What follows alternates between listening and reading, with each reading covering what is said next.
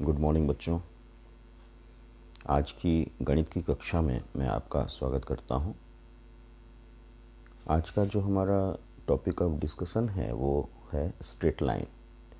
Class 11th के coordinate geometry portion में chapter 10 में ये आपका टॉपिक है स्ट्रेट लाइन। और इसमें जो हम लोग आज डिस्कस करेंगे वो होगा स्लोप ऑफ ए लाइन क्या होती है, इसको हम लोग देखेंगे। Slope of a line when coordinate of 2 points on the line are given। ये एक टॉपिक है, इसको हम लोग देखेंगे आज कि किसी स्ट्रेट लाइन की स्लोप पता करना जबकि उस पर स्थित 2 पॉइंट आपके उसके निर्देशांक आपको दिए हुए हों, उसके कोऑर्डिनेट आपको दिए हुए हों। और तीसरा टॉपिक हम लोग डिस्कस करेंगे condition for parallelism and perpendicularity of line in terms of their slope. यानी स्लोप के टर्म्स में दो लाइन्स अगर पैरेलल हैं या परपेंडिकुलर हैं तो क्या कंडीशन होगी। इन तीन चीज़ों को हम लोग आज के इस वीडियो में देखेंगे। तो सबसे पहले हम लोग बात करते हैं slope of A line. Slope का क्या मतलब है। तो जैसे मान लीजिए हमारे पास ये कोऑर्डिनेट एक्सिस है, ये हमारी एक्स एक्सिस है, ये वाई एक्सिस है और ये कोई स्ट्रेट लाइन है ऐसे, इसका नाम दे दिया हमने एल। अब हमें पता करना है कि इस स्ट्रेट लाइन की स्लोप क्या होगी। तो हम क्या करते हैं कि हम ये पता करते हैं कि जो स्ट्रेट लाइन दी हुई है ये एक्स एक्सिस को किस पॉइंट पे कट कर रही है। तो पता चला कि इस पॉइंट पे ये एक्स एक्सिस को कट कर रही है और इसी पॉइंट से हम एक्स एक्सिस की पॉजिटिव डायरेक्शन ले लेते हैं और इस पॉजिटिव डायरेक्शन से एंटी क्लॉकवाइज डायरेक्शन में हम पता करते हैं कि कितना एंगल ये लाइन फॉर्म कर रही है। अगर ये एंगल थीटा है तो हम बोलते हैं कि इस लाइन की जो स्लोप होगी वो tan थीटा होगी।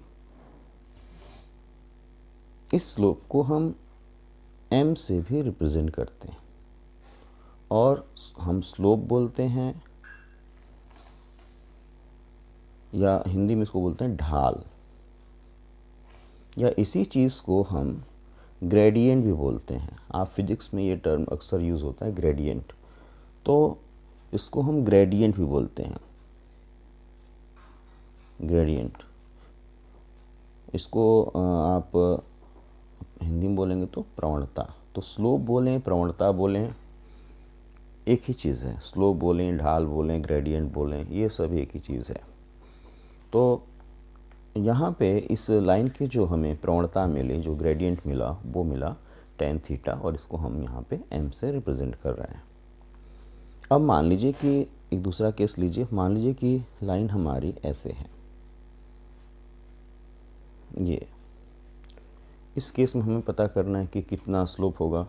तो काम आपको वही करना जो पहले किया था आपने। आप पता करेंगे कि ये मान लीजिए एक्स एक्सिस है, ये वाई एक्सिस है और ये हमारा ओरिजिन है। तो आप पता करेंगे कि इस एक्स एक्सिस को ये लाइन कहाँ पे इंटरसेक्ट कर रही है। तो पता चला यहाँ पे इंटरसेक्ट कर रही है। यहाँ से आप एक्स एक्सिस की पॉजिटिव डायरेक्शन देखेंगे और उससे एंटी क्लॉकवाइज डायरेक्शन में पता करेंगे कि कितना एंगल फॉर्म हो रहा है। तो पता चला ये एंगल फॉर्म हो रहा है, इसको मान लिया थीटा। तो यहाँ पे tan थीटा जो होगा वो इस लाइन का ग्रेडियंट कहलाएगा या स्लोप कहलाएगा। अब नेक्स्ट हम बात करते हैं कि अगर किसी लाइन की आपको स्लोप निकालनी है और उस लाइन पे 2 पॉइंट्स आपको पता है, उनके कोऑर्डिनेट्स पता है, तो हम कैसे स्लोप निकालेंगे।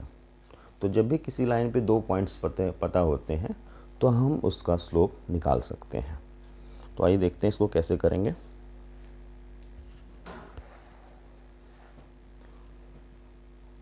ये मान लीजिए हमारा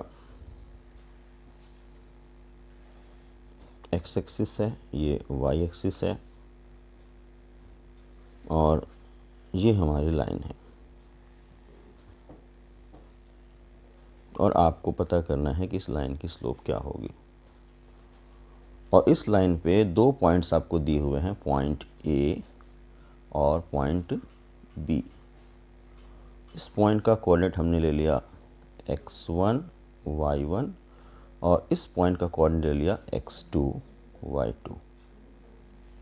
तो b का कोऑर्डिनेट है x2 y2, a का कोऑर्डिनेट है x1 y1 और आपको इस लाइन की स्लोप निकालनी है।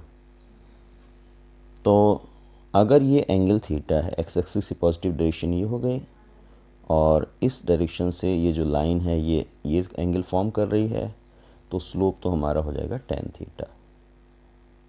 यही हमारा स्लोप होगा इस लाइन का। अब इसकी वैल्यू हम कैसे निकालेंगे in terms of x1 y1 and x2 y2, क्योंकि ये ही दोनों चीज़ें हमें पता है। तो हम क्या करेंगे कि a से हम x एक्सिस पे परपेंडिकुलर ड्रॉ कर देंगे और उसको मान लिया हमने, जो पॉइंट जिस पे कि ये x एक्सिस को कट करेगा उसको मान लिया m। और एग्जैक्टली इसी तरह b से हम ड्रॉ करेंगे और जहाँ पे x एक्सिस को कट करेगा उसको मान लिया n। फिर b से हमने a m पे ऐसे परपेंडिकुलर ड्रॉ कर दिया और इसको मान लिया p। तो यहाँ पे आप देखिए अगर, तो ये ए पी बी ये हमारा राइट एंगल ट्रायंगल है।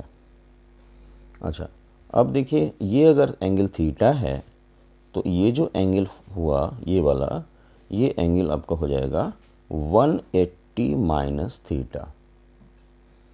ये आपका 180 माइनस थीटा होगा। अब चूंकि ये लाइन और ये लाइन पैरेलल हैं और ये ट्रांसवर्सल है, ये 180 माइनस थीटा है, तो इसलिए ये एंगल भी आपका 180 माइनस थीटा होगा। अब थोड़ा हम इस एंगल का टेंजेंट ले लेते हैं। tan ऑफ 180 माइनस थीटा, इस एंगल का, ये एंगल चूंकि 180 माइनस थीटा है तो tan ऑफ 180 माइनस थीटा हो जाएगा इस एंगल के लिए परपेंडिकुलर हो जाएगा और ये बेस हो जाएगा, तो बोलेंगे AP अपॉन PB। और tan ऑफ 180 माइनस थीटा आपका होता है माइनस tan थीटा, तो AP अपॉन PB आपका हो जाएगा माइनस tan थीटा। चूँकि हमें tan थीटा निकालना है, tan थीटा ही हमारा स्लोप है, तो tan थीटा की वैल्यू हो जाएगी माइनस AP अपॉन PB।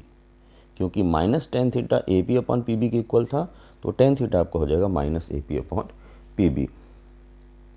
अब अगर हम AP और PB की वैल्यू निकाल लें तो हमें tan थीटा की वैल्यू पता चल जाएगी, यानी स्लोप हमें पता चल जाएगा, यही हमारा स्लोप है।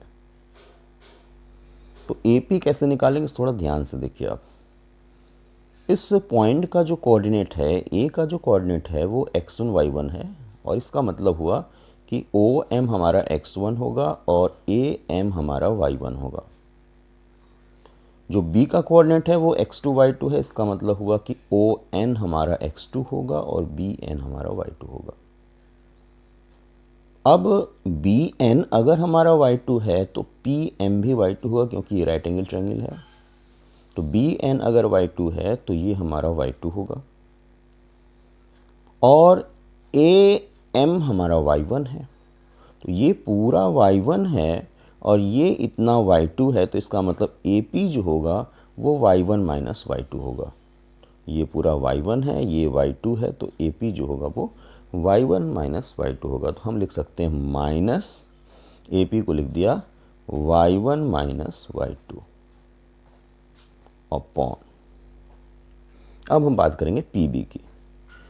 PB ये लंबाई है और PB की लंबाई MN की लंबाई के बराबर होगी। जो ON है वो x2 के बराबर है और जो OM है वो x1 के बराबर है, तो MN जो होगा वो हो जाएगा x2 माइनस x1, यानी इस पूरी लंबाई में से इस लंबाई को माइनस कर देंगे, तो MN हमारा हो जाएगा x2 माइनस x1। और अगर MN हमारा x2 माइनस x1 है तो PB हमारा x2 माइनस x1 होगा। तो इसको हमने लिखा x2 माइनस x1। तो हम इस रिजल्ट को फिर लिख सकते हैं, माइनस को अंदर ले गए तो माइनस y1 हो जाएगा और माइनस माइनस प्लस y2 हो जाएगा, तो हम इसको लिख सकते हैं y2 minus y1 upon x2 minus x1। तो ये जो रिज़ल्ट हमारा आया ये हमारा स्लोप के लिए फॉर्मूला है। तो फॉर्मूला कहता है कि आप y2 में से y1 को माइनस कर दीजिए, डिवाइड कर दीजिए उसको x2 में से x1 माइनस करने के बाद जो रिज़ल्ट है उसमें से उसका भाग आप y2 माइनस y1 में दे दीजिए। अच्छा, इसी रिज़ल्ट को थोड़ा हम और देख लें और क्या इम्प्रूव रिज़ल्ट लिख सकते हैं इसको। इसी का दूसरा फॉर्म लिखने जा रहा हूँ। तो अगर हम ऊपर नीचे माइनस से मल्टीप्लाई कर दें तो y1 पॉजिटिव हो जाएगा और y2 नेगेटिव हो जाएगा, y1 माइनस y2 हो जाएगा और यहाँ पे x1 माइनस x2 हो जाएगा। तो स्लोप हमारा स्लोप जो है उसको आप y2 minus y1 upon x2 minus x1 लिख दो आप, या आप y1 minus y2 upon x1 minus x2 लिख दो। यहाँ पे बस माइनस से ऊपर नीचे मल्टीप्लाई कर देना, ये रिज़ल्ट आ जाएगा।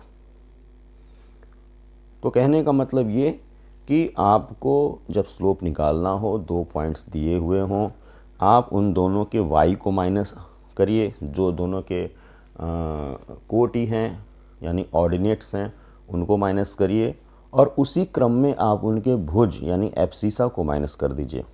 अगर पहले y1 में से y2 को घटा रहे हैं तो बाद में x1 में से x2 को घटाएंगे। पहले अगर y2 में से y1 को घटा रहे हैं तो बाद में x2 में से x1 को घटाएंगे, यानी ऑर्डर का ख्याल रखेंगे।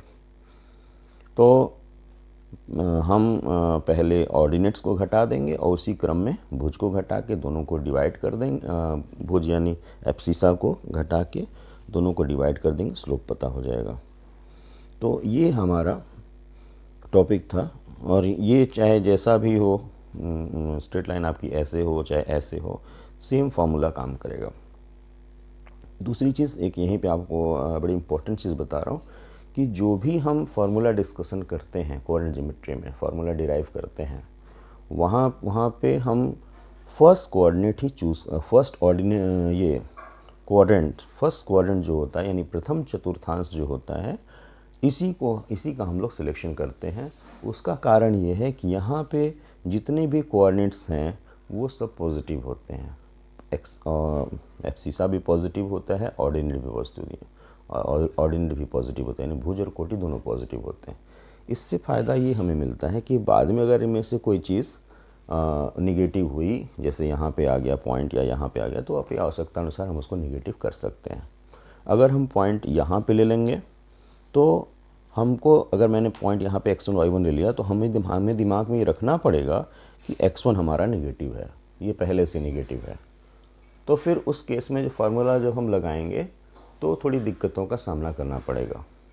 तो इसलिए जब भी हम कोई फार्मूला डिराइव करते हैं कोऑर्डिनेट ज्योमेट्री का, चाहे लाइन निकालें या लाइन की इक्वेशन निकालें या किसी भी कर्व का इक्वेशन निकालें, तो वहाँ पे हम जो भी काम करते हैं वो फर्स्ट क्वाड्रेंट में, यानी प्रथम चतुर्थांश में हम उसका फर्स्ट क्वाड्रेंट में काम करते हैं, प्रथम चतुर्थांश में काम करते हैं। तो इसीलिए ये जो फॉर्मूला निकला उसको भी हमने यहाँ पे प्रथम चतुर्थांश में भी कोऑर्डिनेट्स को लेके तब उसके लिए फॉर्मूला हमने डिस्कस किया। तो आज का जो हमारा वीडियो है बस इसमें हम यहीं तक रखते हैं। एक टॉपिक छूट गई है, condition of parallelism and perpendicularity, तो हम बस इसका आपको फार्मूला बता देते हैं। इसको हम लोग नेक्स्ट वीडियो में डिस्कस करेंगे। पैरेललिज्म में जब हम बात करते हैं तो हम बोलते हैं दो लाइंस पैरेलल हैं, ऐसे। ये अगर दो लाइंस पैरेलल हैं, इसका स्लोप हमारा m1 है, इसका स्लोप हमारा m2 है, तो जब ये पैरेलल होंगे तो m1 is equals to m2, ये कंडीशन होती है। कैसे होती है इसको हम लोग नेक्स्ट वीडियो में डिस्कस करेंगे। दूसरी चीज़, अगर मान लीजिए हमारे पास दो लाइंस हैं ऐसे, ये मान लीजिए एक्स एक्सिस है, ये वाई एक्सिस है, और एक लाइन ये रही, दूसरी लाइन ये रही, एक दूसरे के परपेंडिकुलर हैं। इसका स्लोप है हमारा m1, इसका स्लोप है m2। तो इनके परपेंडिकुलर होने की जो कंडीशन होती है वो ये होती है m1 into m2 is equals to -1।